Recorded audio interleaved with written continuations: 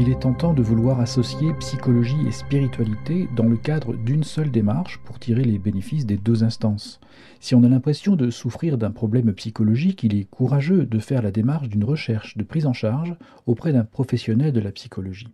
Lorsque l'on est dans une quête spirituelle, il est sain et juste de se rapprocher d'instances qui permettent d'approcher une démarche spirituelle encadrée et signifiante. À partir de là, on peut passer du temps à chercher à différencier ce qui, chez un être humain en général, relèvera plutôt de ce qui est spirituel et ce qui relèvera plutôt de la psychologie. Alors plutôt que de passer du temps à délimiter ce qui est de l'ordre de la psychologie par rapport à ce qui serait plutôt spirituel, j'ai préféré m'attacher à vous aider à identifier les risques, à confondre les deux dynamiques. En commençant par l'élan qui consiste à chercher ce qui semble efficace, accessible, c'est-à-dire l'offre qui sera capable de tout synthétiser. Car si on sait que les deux démarches ne se produisent pas nécessairement dans les mêmes moments de la vie, ou qu'on n'en tire pas les mêmes fruits, elles ne semblent pas non plus s'opposer. Alors pourquoi ne pas les associer? On va donc commencer par ces attentes qui peuvent laisser la place aux deux chemins, psychologiques et spirituels, et vous verrez ainsi si vous êtes vous-même concerné. On va commencer par faire une sorte de catalogue de ces attentes que vous pouvez avoir. Ensuite, pour vous aider à discerner, nous allons prendre en compte 6 présupposés qui fondent cette jonction entre psychologie et spiritualité que vous pouvez retrouver parmi les offres existantes ou les prestations qui peuvent se présenter à vous. Et on verra aussi 3 signaux d'alerte que vous pouvez repérer assez facilement. Pour compléter, je vous présenterai 4 expressions clés qui véhiculent plus d'idées qu'on ne peut le penser a priori. Et vous comprendrez que des confusions peuvent vraiment exister et vous laisser penser que vous êtes dans un cheminement qui n'est pas de même nature que ce que vous croyez au départ. Enfin, fort de tout ça, on pourra mieux examiner ensemble quelques enjeux sous-jacents à cette confusion, c'est-à-dire pour aborder des risques réels ou potentiels auxquels vous pourrez être exposé ou avoir été exposé. Et nous pourrons alors conclure cet entretien qui sera peut-être un petit peu long, mais qui ne sera peut-être qu'une introduction en réalité pour vous. Trêve de bavardage, c'est parti. Il est souvent difficile de tracer une frontière stricte entre ce qui relèverait de la psychologie ou de la psyché et ce qui relèverait de l'esprit ou de la transcendance, pour ne pas dire ce qui relèverait de Dieu. Et si une frontière est difficile à tracer strictement, il est important non plus de ne pas mélanger systématiquement les deux registres. Il ne s'agit ni de mélanger ni d'opposer.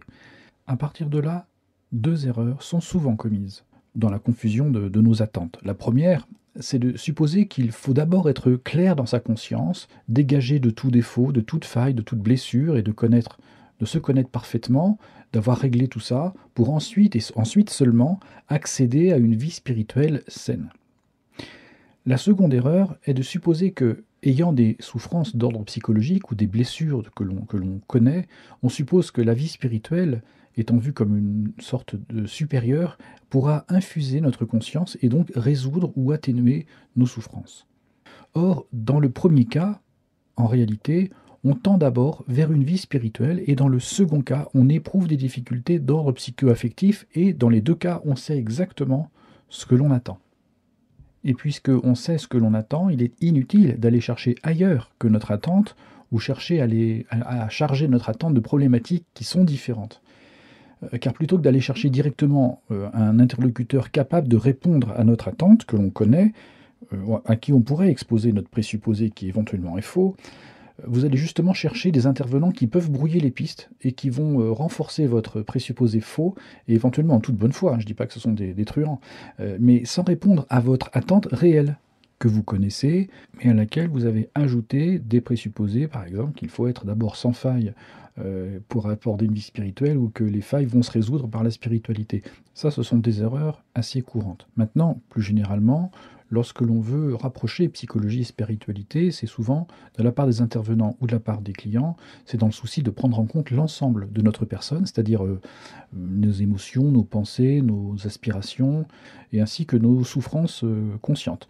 Ainsi, on applique nos espoirs ou nos frustrations, nos peurs, nos colères, mais aussi des options personnelles que l'on appellera souvent croyances de façon un petit peu indistincte, en associant tout ce qui sera un petit peu éventuellement mystérieux ou inconnu en nous, et qu'on appellera peut-être parfois le côté lumineux ou spirituel, et puis le côté plus sombre qu'on va appeler l'inconscient ou des choses oppressives du passé. On veut prendre en compte le plus de choses possibles pour ne rien oublier, pour ne pas nous mépriser, dans le souci vraiment qu'il faille avancer, d'aller mieux et de nous rapprocher d'un bonheur ou d'une sensation de bien-être. Alors, peut-être que vous êtes vous-même dans une recherche qui contient une sorte d'ambiguïté. Donc, voici un petit catalogue d'expressions qui, peut-être, peuvent décrire cette recherche un peu ambiguë sur laquelle des offres de l'industrie du bien-être, du développement personnel ou de thérapie alternative, voire de dimensions explicitement occultes ou paganistes, peuvent venir vous solliciter, mais qui, de votre côté, correspondent à une attente véritable. Par exemple, être en quête de paix intérieure, de sérénité, d'une conscience claire. Accéder à une meilleure connaissance de soi, ou débouchant sur une meilleure qualité de présence au réel. Ça peut être assumer ou vivre une plus grande capacité à atteindre des buts, ou réaliser une unification de la personne, éventuellement accéder à une connaissance des choses ou des mécanismes secrets de l'univers, ou bien ça peut aboutir sur des capacités hors normes que l'on va développer. Ça peut être aussi de vaincre ses limites, voire tout simplement sa timidité de base, ou arriver à un niveau d'éveil qui permette d'éviter toute erreur, parfois même tout simplement d'être moins maladroit, mieux concentré sur la réalité ou mieux ancré, comme on dit. Ou bien encore, on peut dire qu'on va chercher davantage à lâcher prise. Et grosso modo, vous pouvez dire que vous cherchez le bonheur. Mais après tout, quoi de plus normal, quoi de plus essentiel, de plus courant au fond. Savez-vous que c'est justement un impératif de nos sociétés occidentales que de rechercher le bonheur à tout prix? Alors je reviendrai sur ce sujet dans quelques entretiens parce que c'est un sujet qui demande lui aussi de l'aide au discernement. Mais dans cette énumération, dans ce petit catalogue, vous êtes peut-être reconnu sur un point ou deux. Alors vous allez voir, on va passer le reste de cet entretien à poser des éléments d'aide au discernement pour que votre recherche, votre quête surmonte des pièges possibles liés à la confusion entre les registres psychologiques et spirituels que ces expressions peuvent dissimuler, malgré vous. Et si vous êtes reconnu, vous avez peut-être déjà rencontré des offres qui occupent un champ commercial appelant toutes ces attentes, comme tous ces besoins à la fois profonds, légitimes et urgents. Et là, comment dire, bienvenue dans l'industrie du bien-être. Le catalogue des offres repose sur des ambiguïtés qui correspondent en fait à l'ambiguïté de vos attentes. On aimerait bien résoudre de manière simultanée des problèmes psychologiques et des questionnements spirituels, le tout à travers une vie intérieure qui nous appartiendrait en quelque sorte, que l'on pourrait assumer. Et en fait, on cherche des réponses rapides et définitives à des questions profondes et existentielles. Et on cherche aussi des solutions efficaces et compréhensibles. En fait, on veut tout à la fois et maintenant. On veut éviter la confusion doctrinale, avec des choses trop compliquées, mais des choses que l'on puisse comprendre, quoi. On veut aussi éviter la souffrance possible de dénouement, de tension intérieure à travers un lourd travail sur soi. On cherche finalement des choses qui sont assez floues, mais en même temps très banales et en même temps très profondes, sans avoir nécessairement le vocabulaire qui va bien pour chaque registre. Et cette volonté, cette attitude montre simplement notre ignorance de la complexité des deux domaines. Parce que la société ne vous a pas transmis les éléments pour vous aider à répondre, à identifier quoi que ce soit. Je ne dis pas que vous êtes que des victimes, mais j'indique que vous n'avez pas de connaissances ou de moyens de discerner et que vous cherchez des réponses tout à fait légitimes. Et si vous vous sentez un petit peu seul et un petit peu perdu, sans aucun repère, c'est normal parce que nos sociétés occidentales facilitent cette situation personnelle de fragilité et de vulnérabilité. Mais, coup de bol, votre ignorance va vite rencontrer des prestataires prêts à prétendre la combler. Donc voilà un marché qui s'est bien installé depuis quelques décennies et que personne ne songe à remettre en question. Ce marché offre des prestations que vous allez rencontrer dans votre quotidien et sur les réseaux sociaux. Les prestataires adaptent un vocabulaire pour vendre des prestations qui vont vous parler, parce que c'est du marketing. À partir de là, que ce soit dans une approche de l'étrange, du développement personnel, de l'ésotérisme, de l'occultisme, d'une approche globale, holistique ou d'une promesse d'épanouissement intérieur à travers telle ou telle technique, vous trouverez autant d'offres, de prestataires, dans un marché d'autant plus juteux qu'il y a intérêt à mélanger la psychologie, le spirituel, le corporel, le sacré, le quotidien, l'inexploré, en présentant des techniques, des parcours, voire des enseignements à travers différentes offres. Et ce mélange entre psychologie et spiritualité brouille tout repère, tout en faisant miroiter l'espoir de répondre aux attentes dont j'ai parlé tout à l'heure. Alors, petite précision au passage. Aujourd'hui, je ne parlerai pas de prestations qui offrent la communication avec les règnes différents le développement de pouvoirs particuliers ou l'accès à des connaissances qu'on vous aurait cachées depuis la nuit des temps. Pour ces prestations, je réserve aussi des entretiens spécifiques, donc on verra ça plus tard. Aujourd'hui, je ne parle que des prestations qui vont jouer sur l'ambiguïté de votre attente, oscillant entre psychologie et spiritualité. Et ça fait déjà donc pas mal de monde, hein. Et cette fusion de deux instances repose sur un ensemble de croyances et de présupposés, eux-mêmes jamais décrits comme tels, ou très rarement. Donc je vais vous en indiquer certains, et je vais ajouter des signaux assez simples à repérer pour compléter l'aide au discernement concernant des prestations qui peuvent associer psychologie et spiritualité à vos dépens, c'est-à-dire sans forcément afficher cette confusion d'entrée de jeu. Ces croyances et ces présupposés, vous pourrez les rencontrer d'abord dans un argumentaire pour vous présenter la prestation, ou bien ce sera dit et énoncé pendant la prestation. Donc ce sont des points qui présenteront telle technique ou telle affirmation ou tel enseignement comme des travaux de synthèse, entre guillemets, ou se référeront à des sources prétendument scientifiques, ou ayant eu du succès auprès de gens célèbres que vous connaissez, ou on va parler de choses qui semblent évidentes, et que l'on cherche en fait à vous cacher, ou qui font appel à une sagesse qui est lointaine, alors que ce soit après dans le temps ou dans l'espace, peu importe.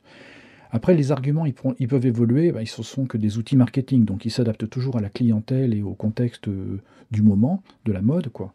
Mais pour avancer dans une forme de discernement, il me semble important de prendre en compte ces présupposés, ces croyances, comme vous pouvez les rencontrer assez facilement actuellement. La spiritualité n'a rien à voir avec une démarche religieuse. Chacun se bâtit ses propres croyances. Les religions sont faites pour des suiveurs, pas pour des personnes qui s'assument et sont adultes. Il sera souvent, quasi systématiquement, fait une opposition entre spiritualité et religion. La croyance que l'humain est totalement autonome, que l'être humain, la personne, est totalement autonome dans une sorte d'autocratie, et que la personne par elle-même est sa propre source, et la propre source de son bonheur, de son accomplissement. Le refus de prise en charge de soins réels et précis. C'est-à-dire qu'il y a une équivalence des approches, quels que soient les enjeux psychologiques d'un côté et spirituels de l'autre, considérant que ces instances sont en fait interchangeables, ou tellement imbriquées et intégrées, intriquées l'une avec l'autre, qu'on peut ne prendre que les deux en charge. Sinon, c'est du leurre, c'est du mensonge. Voilà, ça fait partie aussi d'un argumentaire que l'on rencontre. Vous pouvez aussi rencontrer l'idée selon laquelle la réalisation de soi se limite, se résume à un épanouissement psycho-affectif en estimant qu'en fait que la spiritualité n'est qu'une simple illusion, dont on n'a pas besoin à aucun moment de son existence en fait. Ça peut aussi présenter le bien-être comme la preuve ou un résultat, le résultat d'une spiritualité active et accessible uniquement par telle technique, par telle méthode magique, enfin idéale, quoi, ou des parcours intérieurs très précis, mais universels, que l'on vous a cachés, etc. Bon. Mais le fait que le bien-être soit une preuve ou le résultat objectif d'une spiritualité, c'est ici la prégnance de la notion de technique et de méthode qui me semble problématique en fait. On peut imaginer que le résultat de la spiritualité soit le bien-être, mais la réalité montre que ce n'est pas toujours le cas, et la vie spirituelle est indépendante de la sensation de bien-être ou de la sensation de connaissance. Enfin, un présupposé que vous pouvez rencontrer, le présupposé que la personne est sa propre référence ultime en matière d'éthique, de valeur et de choix entre le bien, le mal, ce qu'il faut faire et ce qu'il ne faut pas faire. Chacun est comme le premier et le seul à décider pour lui-même. Et cette idée était plutôt à la mode dans les années 60 et 70. On tend maintenant à la mettre en sourdine compte tenu des exagérations et de ce que ça a donné comme résultat dans la conscience des personnes. Mais vous pouvez aussi rencontrer cette pensée-là, même de façon atténuée. Avec cette énumération sommaire d'argumentaires présents dans le champ de votre recherche, de ce que vous allez trouver, peut-être que vous avez reconnu des croyances ou des présupposés que vous avez déjà croisés dans votre cheminement à travers différentes offres de prestations ou de techniques. Pourtant, ces argumentaires peuvent répondre à vos attentes. On est d'accord. Bon, c'est normal. C'est conçu pour. C'est exactement ce que vous avez envie d'entendre en réalité. Ça ne veut pas dire pour autant que c'est la vérité, ni que ces affirmations répondront à vos besoins réels. Ça permet simplement de mettre un jeton dans la machine et puis de vous hameçonner pour aller dans la prestation en question. Maintenant, comment vous en sortirez et qu'est-ce que ça va donner, c'est ce qu'on va voir tout à l'heure dans l'entretien. Après tout, ces présupposés sont des croyances et elles ont le droit de s'exprimer, bien entendu. Elles ne sont pas en soi dangereuses. Maintenant, je vais vous donner 3 signaux d'alerte Parce que ces présupposés que je viens de vous dire sont peut-être abstraits ou ils peuvent être difficiles à discerner ou à identifier tout de suite. D'autant que ce sont des éléments marketing, donc ils sont assez fluctuants pour s'adapter à la clientèle. Mais pour faciliter les choses, je vous propose 3 signaux d'alerte qui préfigurent une cuisine interne qu'on cherche à vous vendre en fait. Et je ne vous conseille pas forcément de fuir lorsque ces signaux apparaissent, mais plutôt de les identifier. Et lorsqu'il y en a un seul, on va dire que c'est juste un accident, ou comme on dit au foot, c'est un carton jaune. Par contre, à partir de 2, réfléchissez bien. Voici ces signaux. Déclarer que toutes les religions forment des présupposés arbitraires déconnectés de toute transcendance, vérité ou spiritualité, en utilisant la manipulation psychologique ou la dissimulation de grandes vérités ou reposant sur des croyances limitantes. On indiquera alors éventuellement que Dieu est en soi, que le tout Dieu dit extérieur sera forcément vengeur, cruel, ou voulant que les individus restent ignorants et loin de ce qu'il est lui. Je force à peine le trait, c'est souvent ce genre de déclaration. Notez, je dis cela en direction notamment du public de culture chrétienne, que ce discours, que l'on entend quasi systématiquement dans toutes les prestations dont je parle, est exactement le discours du serpent de la Genèse. Même si on ne parle pas directement de Dieu, mais des religions, la cible est en fait la même. L'idée que Dieu tente de mettre les hommes dans l'embarras, dans l'exil de sa véritable nature, et de la nature aussi humaine, et ce serait pourquoi il faut braver les interdits qu'il a posés, ou ses dogmes, et que ces interdits, ces limites ne sont en fait que des mensonges. Alors vous reconnaîtrez dans cette inversion des vérités métaphysiques le mensonge originel auquel les hommes ont succombé et dont ils gardent encore la trace. Bon, ça c'était une petite parenthèse en direction du public typiquement chrétien qui souvent tombe dans le panneau tout de même de ces types de prestations, y compris dans des institutions qui sont réputées être isolées de ce qui est psychologique pour ne s'intéresser qu'à la spiritualité. Donc ça c'est un premier signal d'alarme. Ensuite, il peut exister un deuxième signal d'alarme qui est le rejet de toute médecine conventionnelle sous des prétextes divers, à travers une approche qui se dirait par exemple psychospirituelle ou multidimensionnelle ou pluridisciplinaire, etc. Il peut y avoir, tout comme vis-à-vis des religions en fait, un appel au rejet de la médecine ou de la défiance, de la médecine établie et qui peut être considérée comme dépassée, ignorante, voire éventuellement dangereuse. Alors que ce soit la religion ou la science, que ce soit la médecine, la psychologie ou la spiritualité, elles seront souvent décriées, c'est un point de repère utile à connaître, à identifier. Ici, ce sera l'occasion, en fait, à la place de fournir une anthropologie. C'est-à-dire voilà comment un homme normal est constitué. Ce qui permet de proposer ensuite des théories, argumentées le plus souvent en se référant à des représentations antiques ou exotiques ou ad hoc, faites sur mesure, ou bien des références à une constitution occulte de l'être humain, ou des représentations qui peuvent être partisanes ou idéologiques pour vous conduire ici ou là. Et c'est pourquoi je propose un troisième signal d'alarme, le contenu d'une doctrine, car adossé à ces deux signaux dont je viens de parler, concernant la science et la religion, un autre est souvent associé, et c'est une mise en avant d'une conception dite globale, parfois dite holistique. Bon, il y a aussi d'autres noms similaires, mais ça revient strictement au même. Lorsque vous entendez ces termes, gardez en tête que ce qui vous est proposé, c'est une doctrine. Parfois dite sur le ton de l'évidence, dire bah oui, évidemment, mais tout le monde le sait maintenant, tout le monde est encore là, mais tout le monde est au courant que, et blablabla. Parfois, c'est chuchoté un peu comme le ton d'un secret qu'on se dit parce que c'est quand même quelque chose d'assez transgressif. Et souvent, la plupart des gens, en fait, ils s'en fichent complètement de ce qu'on leur raconte. Tout ce qui est attendu, c'est une prestation concrète, rapide, efficace. Et pour l'aspect théorique, en fait, on fait confiance, quoi. Oui, vas-y, dis-moi ce que tu veux, que ce soit sur le ton de l'évidence ou de manière confidentielle, je prends la prestation parce que ça me rend service. Et on s'en fiche parce que, en fait, on paye un produit commercial. Qu'il y ait des idées farfelues ou simplement qu'on ne comprend pas, en fait, le fait de payer banalise et ça relativise la transaction entre le fournisseur d'un service et le client. Et si vous êtes client vous-même de votre côté avec cette attente dont on parlait tout à l'heure et ces offres dont on vient de parler, vous faites votre marché et vous allez continuer comme ça à mélanger les choses gaillardement en passant d'une technique à l'autre, d'une prestation à l'autre. Derrière ces appellations se trouveront des emprunts fragmentaires à des sources diverses ou des traditions spirituelles mélangées ou des affirmations s'appuyant sur une prétendue preuve scientifique. Alors que ces emprunts soient ou non cohérents, ou que ce soit des preuves réelles ou non, en fait, ça n'a aucune importance. C'est-à-dire que si un seul élément de ce qu'on vous raconte vous plaît, vous allez suivre pour tout ce qu'on vous raconte, parce qu'en fait, grosso modo, vous vous en fichez. À la limite, si on se réfère à des théories ou à des peuples lointains, ce sera flatteur, parce qu'on aura l'impression de faire preuve d'ouverture d'esprit, de culture, de partage, on va se cultiver en bénéficiant d'une prestation. Or, il s'agit d'une imprégnation idéologique qui se produit pourtant malgré vous, et c'est pourquoi j'insiste sur ce troisième signal qui concerne une doctrine que l'on est en train de vous transmettre, parce que c'est effectivement le cas. Même si vous trouvez ça rigolo, si vous trouvez ça sympa ou anecdotique, ou ça sert pour épater les copains, c'est une imprégnation idéologique malgré vous.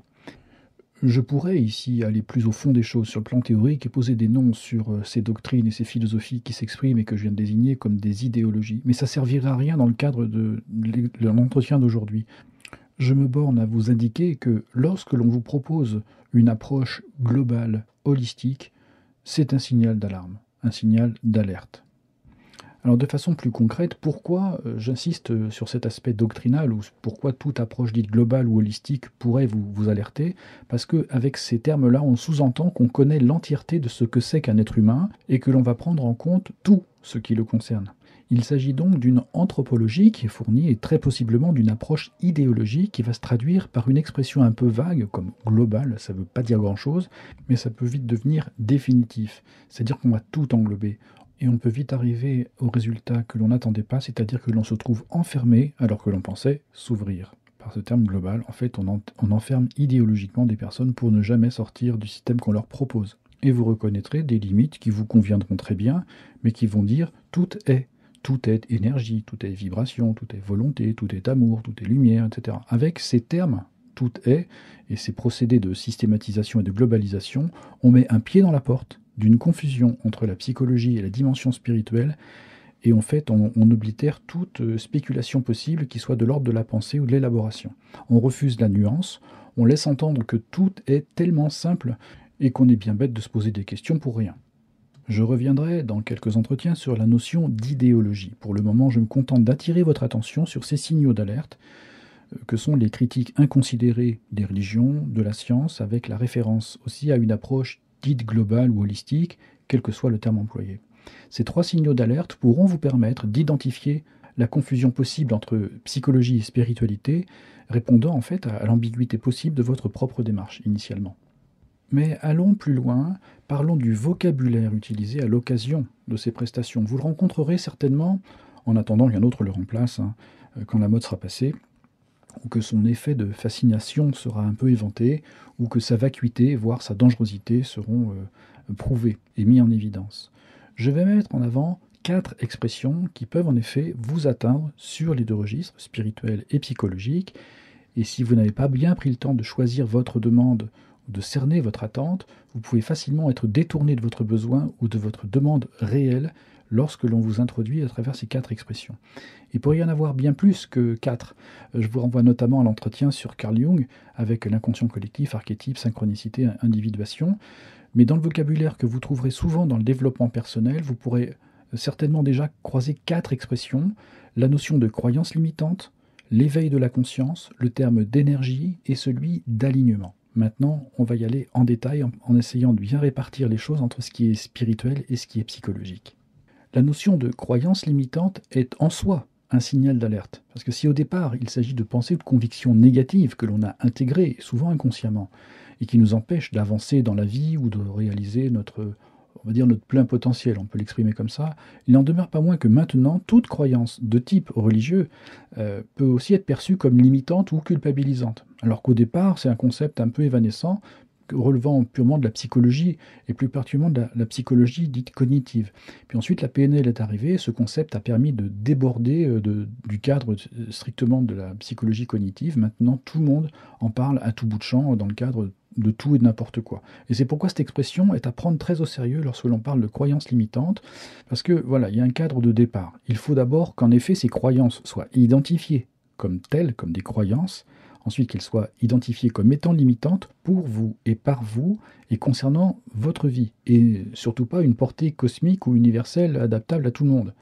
Et encore, il faudrait que les conséquences de ces croyances dites limitantes vous posent objectivement un problème. Parce qu'il s'agit en fait d'une étape cruciale dans les exercices de développement personnel. Et à ce titre, on peut aller chercher une croyance qui nous limite, mais qui également nous protège ou nous structure de manière positive. Notamment, ça peut être une protection contre l'illusion de toute puissance, ou d'illusion de maîtrise sur le cosmos tout entier, par exemple. Vous voyez, quand on fait sauter toute croyance limitante, on peut arriver dans ce genre d'illusion, et là, n'ayant plus de croyances limitantes, ben on se trouve devant d'autres choses beaucoup plus graves, parce qu'on est beaucoup plus déstructuré. Alors cette étape cruciale peut entamer une sorte de déconstruction ou un effondrement, notamment lorsqu'il s'agit de la foi d'une personne, lorsqu'on touche à des croyances de type religieuse. Et là, partant d'une limite psychologique, en fait, la prestation dépasse son contrat d'intervention pour intervenir dans le domaine de la spiritualité. Et aucun intervenant n'a à vous affirmer que votre foi est une croyance limitante. En revanche, dans le contexte religieux, vous pouvez en effet avoir des croyances limitantes ou restrictives du fait de votre manque de formation religieuse, par exemple. En outre, votre foi peut aussi être questionnée, mais dans un cadre qui est le sien, pour la protéger, la fortifier, l'accompagner dans son déploiement, et non la déconstruire. Autre expression que vous pouvez rencontrer, c'est l'éveil ou illumination. Et c'est vrai que lorsque l'on cherche l'éveil et la lumière ou l'illumination, il ne faut pas s'étonner de passer pour un allumé auprès des autres. Bon, plus sérieusement, l'éveil se présente comme une prise de conscience soudaine ou progressive, selon les systèmes, d'une vérité qui serait cachée sur soi ou sur le monde, ou le cosmos. Et cette expérience serait comparable à une expansion de conscience, et fait apparaître les représentations antérieures, comme des simples illusions en fait. Cette notion d'éveil relève d'une approche traditionnellement rencontrée plutôt en Asie, via des philosophies, telles que le bouddhisme, la religion hindoue dont il est issu. Et cette notion d'éveil est souvent associée à de la spiritualité, alors qu'il s'agit surtout d'exercices qui sont faits à partir de la psyché et d'une recherche de la vacuité, du néant, du rien en quelque sorte. Mais ce rien n'est pas négatif, il serait vu comme étant positif. Mais tout ça est associé à toute une philosophie très vaste et très noble, qui n'est pas du tout celle de l'Occident.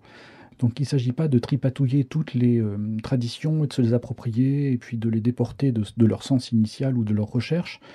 Il s'agit de les remettre à leur juste place. Donc lorsque l'on vous parle d'éveil, on vous fait miroiter qu'il s'agit de spiritualité, mais on agit surtout sur la conscience, sur la psychologie de la personne. Mais en introduisant toute une doctrine de type spirituel dans la conscience de la personne. Donc là, on opère un réel mélange. Car l'illumination n'est pas un processus, donc je ne parle plus de l'éveil, mais de l'illumination n'est pas un processus que l'homme va initier ou va contrôler par lui-même. Mais dans la spiritualité occidentale, il s'agit en fait d'une grâce divine qui est donnée par Dieu. Cette fois, on revient plutôt dans le giron de la culture occidentale et le christianisme, je le fais tout à fait consciemment. Donc il s'agit pour l'illumination d'une transformation profonde qui fait changer de perspective par rapport à la condition humaine. Et à la fois la personne se sent toute petite par rapport à Dieu et en même temps unique et recherchée par lui. Il ne s'agit pas de dire que tout ce que l'on croyait avant était une illusion, mais existait, mais était entaché et était éloigné de Dieu. C'est-à-dire, on appelle ça la situation d'être en situation de pécheur.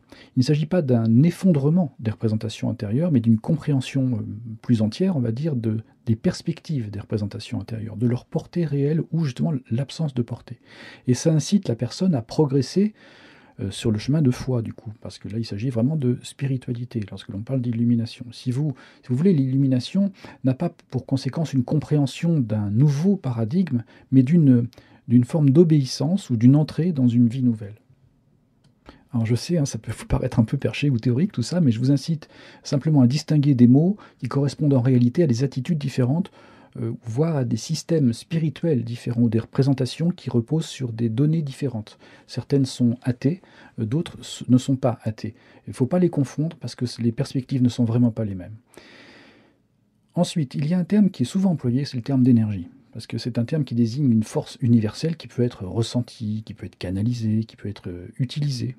Et est souvent utilisée comme d'un sens quasi mystique, dans le sens religieux du coup. Donc vous voyez par exemple ce qu'est la force dans Star Wars, elle est assimilée à une sorte de force anonyme, un moyen, mais pas une personne. Je veux dire par là que c'est une force universelle qui n'est pas pour autant Dieu. Donc ce terme n'est pas lié à la spiritualité, mais à une représentation, à un système de croyance qui peut parler plutôt à la psychologie en fait, parce qu'il y a une doctrine derrière, se placer dans l'énergie du moment, dans une intention ou à une disposition particulière, ça vous parle parce que vous êtes dans l'énergie du moment. Si vous pratiquez un art, vous comprendrez facilement cette expression, que ce soit la musique, la danse, peu importe. Vous comprendrez que l'énergie du moment correspond à un état psycho-affectif, ne correspond pas nécessairement à une spiritualité. Alors au contraire, dans la spiritualité, il n'est pas question d'une énergie comme la force dans Star Wars, mais il s'agit d'une personne et d'une puissance spirituelle avec laquelle on entre en relation, mais que l'on ne manipule pas. Donc le rapport entre la personne qui va vers Dieu et le Jedi qui va vers Star Wars, la force de Star Wars, c'est pas le même rapport. Et à partir de là, on peut chercher une connexion à soi par une énergie de type émotionnel, intentionnel, ou entamer une relation à Dieu, du coup, qui est un interlocuteur. Et là, c'est pas du tout la même limonade ou la même chose, si vous voulez. Il s'agit d'une différence centrale ou profonde entre le pouvoir personnel, les pouvoirs ou la puissance intérieure, et ce qui sera appelé la grâce divine. Ce sont deux déploiements spirituels, pour le coup, qui sont radicalement différents. Par exemple, vous comprendrez aussi que la loi d'attraction correspond à une représentation mécaniste de l'univers, alors que la divine providence, par exemple, parle d'une vie transcendante, sur laquelle notre volonté n'a pas à imposer ses propres desiderata. Dieu accorde ce qui est bon, et la prière n'est pas un moyen d'imposer sa volonté, mais repose sur une ouverture à la volonté divine. Donc vous voyez, les rapports, les perspectives n'ont rien à voir. Je vous renvoie éventuellement à une autre série d'entretiens dans lesquels je parlais de la loi d'attraction assez longuement. Enfin, dans les expressions employées, vous allez très souvent entendre l'expression être aligné ou faire quelque chose de juste. Alors, être en accord avec soi-même, avec nos différentes instances, être en cohérence entre ses pensées, ses émotions et ses actions, c'est ce qu'on entendrait par être aligné. Et lorsque ça existe, on suit alors son intuition, ou on sent ou on ressent ce qui est bien pour soi-même, ce que l'on estime avoir besoin ou avoir vraiment envie. On est là où on devrait être, on ressent ce genre de choses. Partant de là, on peut dire qu'on est dans une justesse, une exactitude. On se dit aligné. On peut parler de se sentir intégré ou de tendre vers une sorte d'accomplissement de soi, d'être dans le moment présent, d'être là où on devait être depuis toujours, etc. Ça, c'est pour parler de l'alignement. Et ça doit parler aux personnes qui ont été en contact avec des techniques de développement personnel. Être juste dans la spiritualité, c'est pas ça. On pourrait dire qu'on est plutôt justifié plutôt qu'être juste, car on est rendu juste, ou aligné certes, mais avec la volonté divine, encore une fois. En fait, on est ce que Dieu attend de nous, et on n'est pas seulement en accord avec soi-même d'une manière émotionnelle. La justesse, être juste dans la spiritualité, ce n'est pas quelque chose que l'on ressent forcément. On peut ne même pas s'en rendre compte. Lorsque l'on est aligné, c'est-à-dire en harmonie avec soi-même, on peut se supposer juste. En réalité, on ne fait alors que se supposer soi-même. On se suppose, on s'auto-évalue, on s'auto-qualifie et on retombe toujours sur ses pattes, quoi que l'on dise, quoi qu'on fasse. Alors que être juste repose essentiellement sur une humilité qui empêche de se considérer soi-même comme parvenu à quoi que ce soit et surtout pas par ses propres efforts. Donc à la fois c'est beaucoup plus simple et en même temps c'est beaucoup plus exigeant. Chercher l'alignement conduit à chercher des méthodes pour harmoniser son être avec ses propres valeurs, ses ressentis. Chercher à être juste revient à se placer dans une démarche de conversion. On va chercher à conformer sa vie à la vérité divine ou à la divine volonté, alors que dans l'alignement, on cherche à s'aligner sur nos propres vérités transitoires. Voilà, pour 4 idées que vous aurez peut-être croisées lors de votre cheminement antérieur.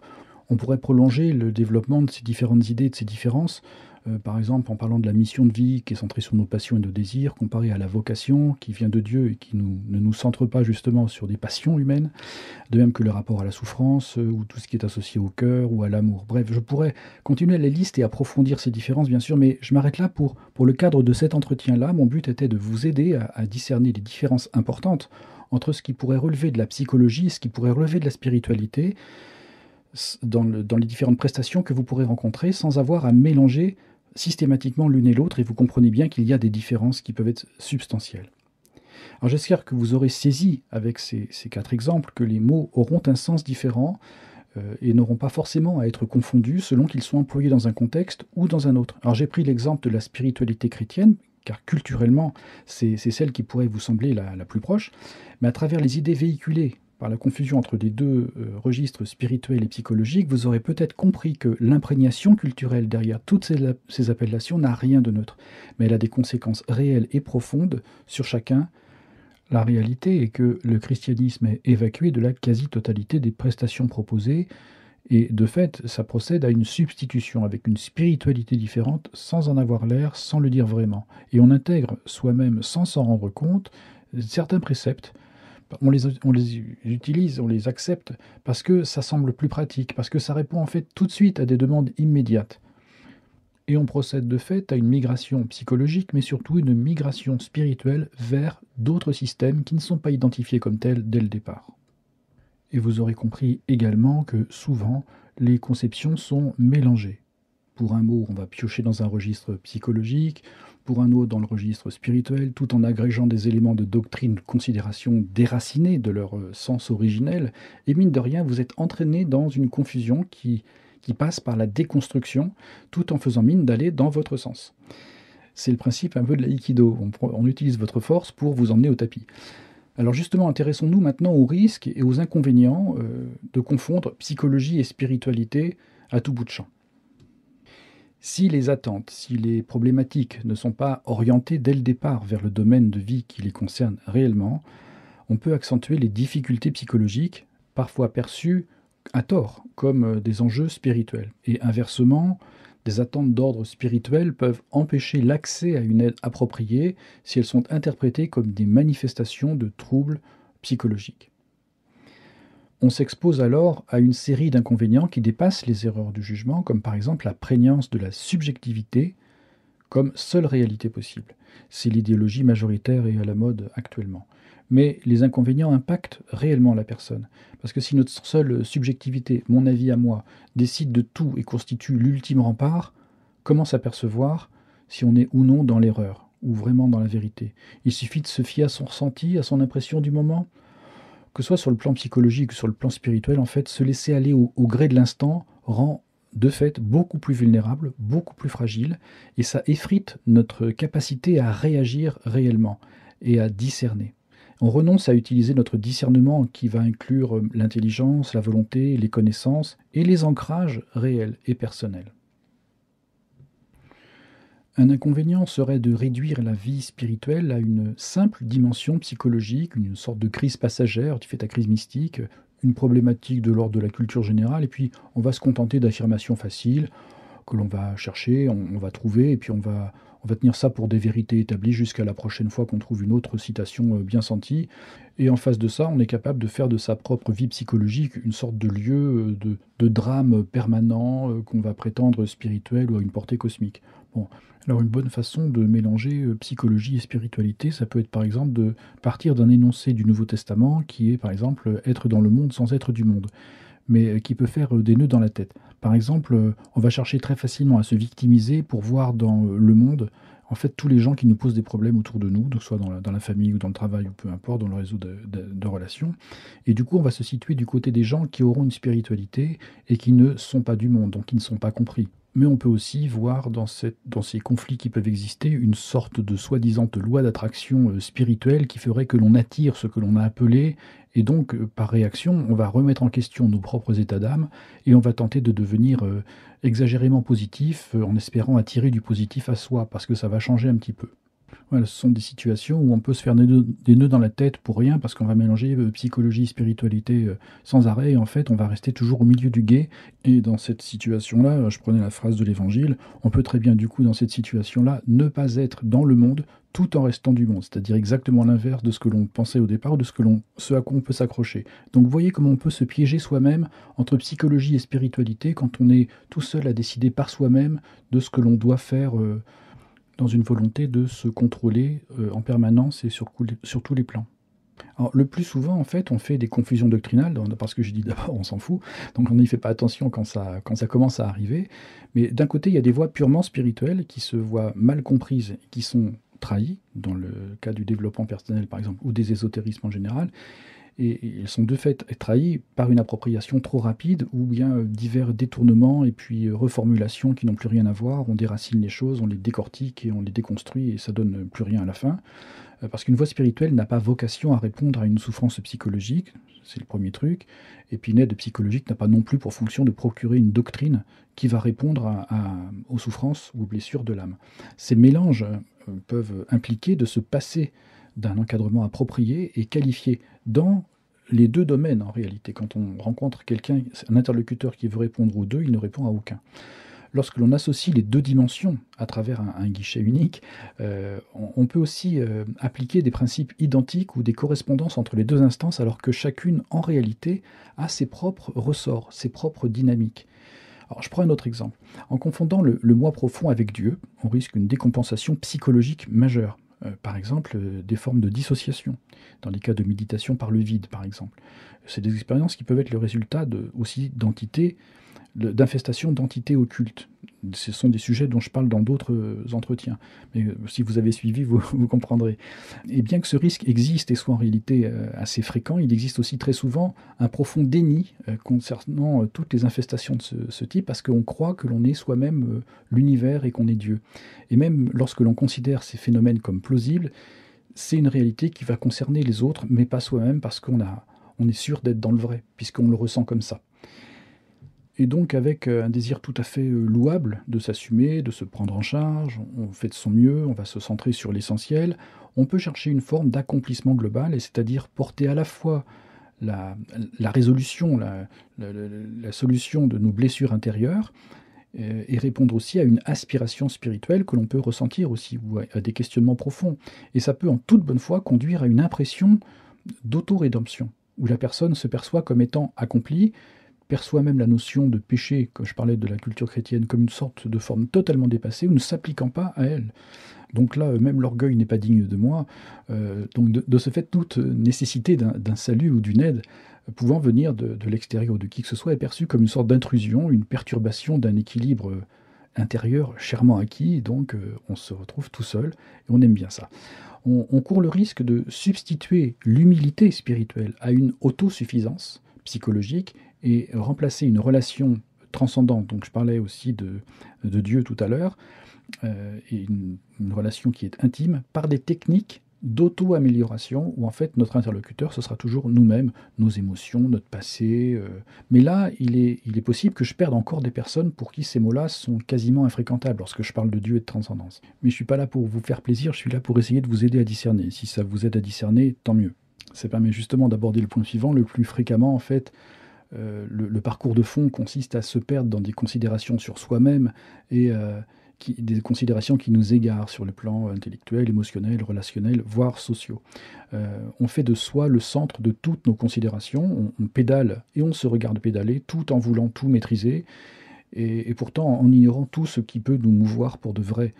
Prendre en compte nos réels mobiles, nos desseins profonds évoque un vertige qui peut faire très peur.